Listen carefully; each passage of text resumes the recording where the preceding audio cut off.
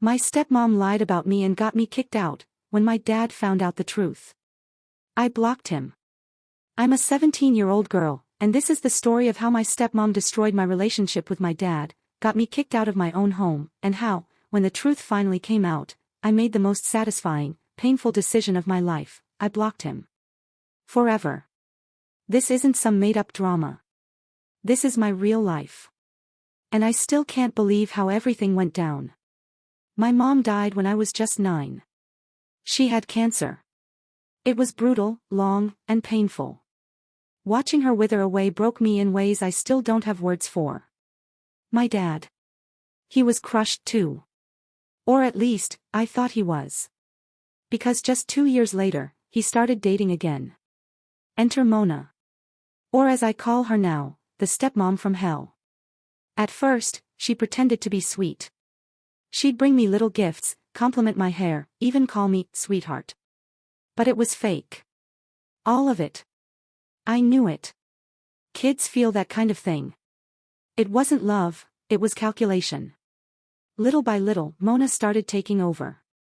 She'd rearrange the house, erase traces of my mom, and criticize everything I did. Don't wear that. You shouldn't eat so much. You're so sensitive.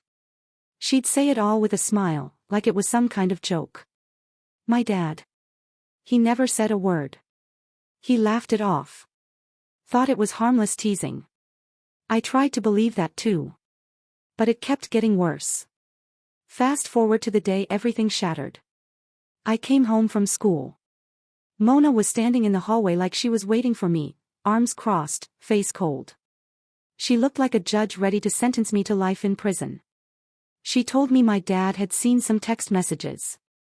Messages that I allegedly sent. They were screenshots, nasty, cruel stuff. I was supposedly threatening her, calling her disgusting names, saying I'd ruin her life. My stomach dropped. I didn't write any of it. Not a single word. I begged her to show me the messages. She refused. She said she had already shown my dad and he was disgusted. Minutes later, he came down the stairs, face red, fists clenched. I had never seen him like that before. He looked at me like I was a stranger.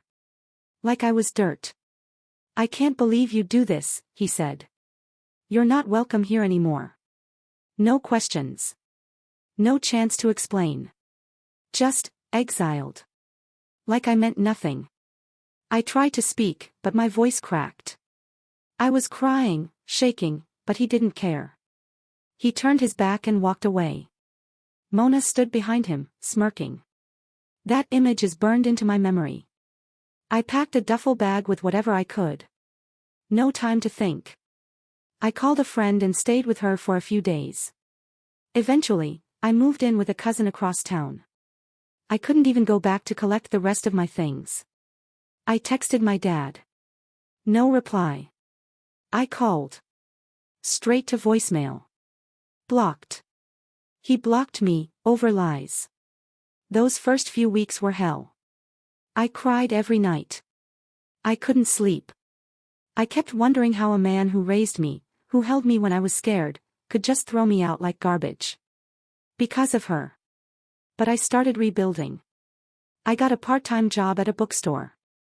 I enrolled in therapy. I found pieces of myself again.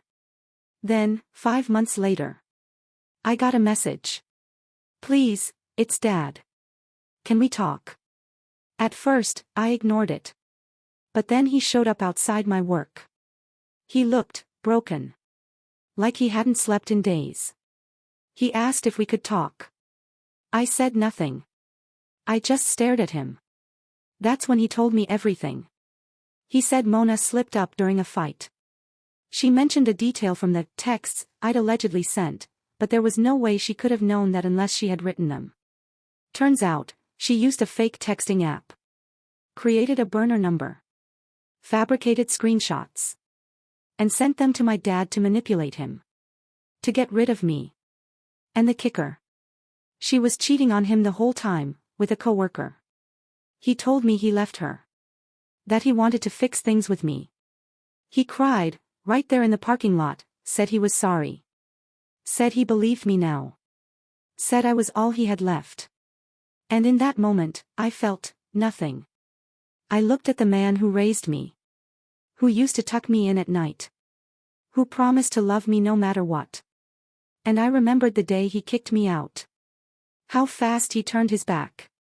How quickly he believed the worst about me. So I looked him in the eye. And I said, "You chose her over me. You didn't even ask me if it was true. You threw me away. So no. I don't owe you anything."